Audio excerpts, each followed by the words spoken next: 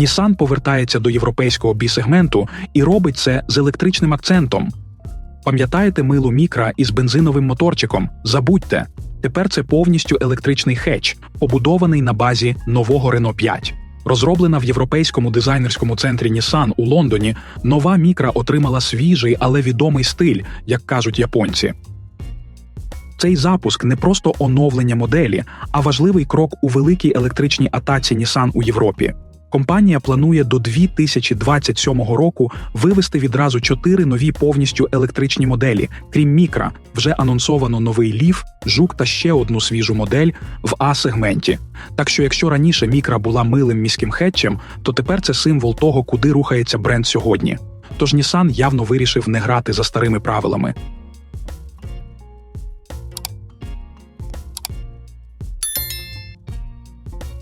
З першого погляду здається, що нова Micra – це просто ще один Renault 5, але з іншим шильдиком.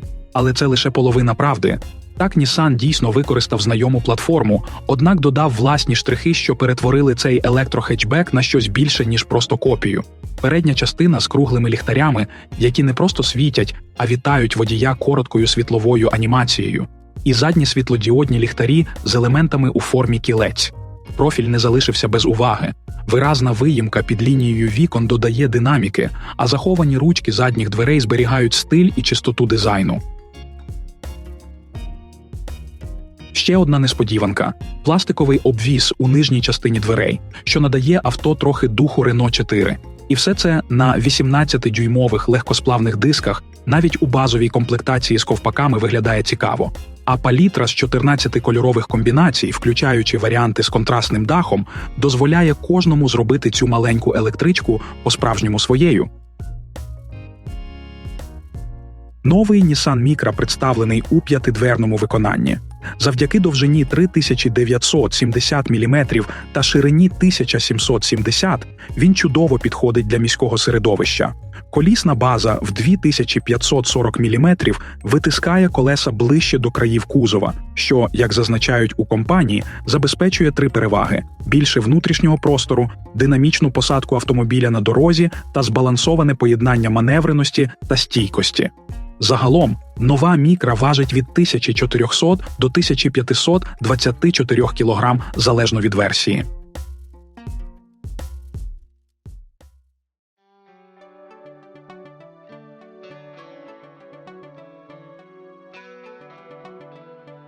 Хоча Nissan і намагався підкреслити відмінність новинки від Renault 5, ця відмінність зникає, як тільки опиняєшся в салоні.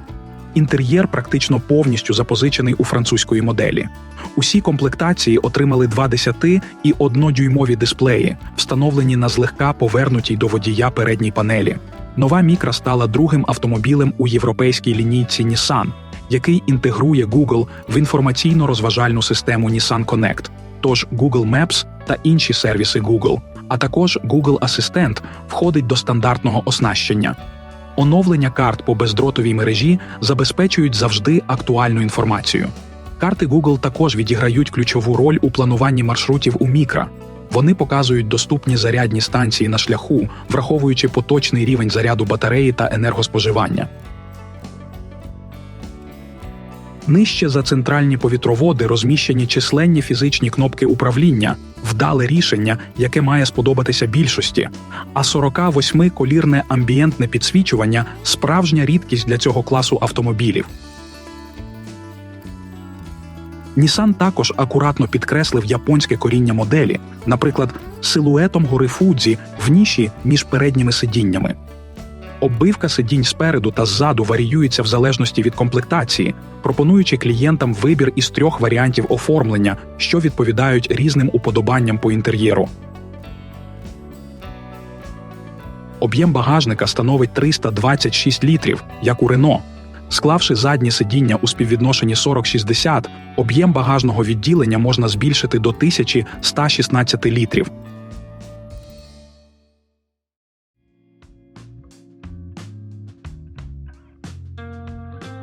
Як і Renault 5, Micra доступна з 2 типами акумуляторів, які забезпечують пробіг від 310 до 408 км. Базова версія оснащена батареєю ємністю 40 кВт-годин, поєднаною з електромотором потужністю 122 кінські сили та крутним моментом 225 Нм, встановленим на передній осі. Другий варіант передбачає батарею на 52 кВт-години і електромотор потужністю 148 сил з крутним моментом 245 Нм. Зарядка акумулятора з 15 до 80% займає близько 30 хвилин при використанні зарядного пристрою постійного струму потужністю 100 кВт або 80 кВт для версії з меншою батареєю.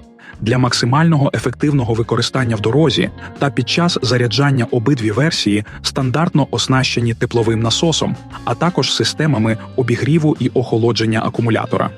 Крім того, нова Micra підтримує технологію двонаправленої зарядки для обох варіантів батареї, що дозволяє використовувати електроенергію акумулятора для живлення зовнішніх пристроїв, розширюючи можливості використання електромобіля.